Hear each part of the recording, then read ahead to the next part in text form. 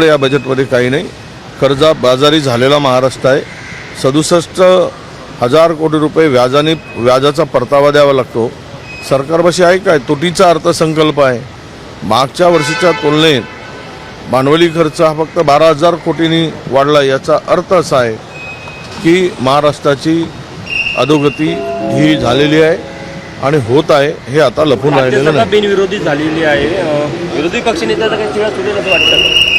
मला आता त्यांना जर भीतीच वाटत असेल विरोधी पक्षनेता त्या ठिकाणी सभागृहात बसूच नाही. सत्ताधाऱ्यांचं जे काही पाप चाललेलं आहे, महाराष्ट्राची लूट चालली आहे, कमिशनखोरी चाललेली आहे, यामध्ये त्यांना विरोधी पक्षनेत्याच्या खुर्चीवर विरोधी पक्षनेता दिसता कामा नये ही जर भूमिका असेल आणि त्या पद्धतीनं त्यांनी ठरवलंच असेल तर मला वाटतं की ते करणार नाही.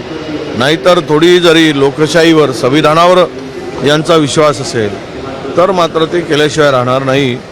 परंतु मला वाटतं की हे सरकार संविधानावर विश्वास ठेवून चालणार नाही अशीच या सरकारची भूमिका आहे. भारत तिसऱ्यांदा वर्ल्ड चॅम्पियन झालेला आहे.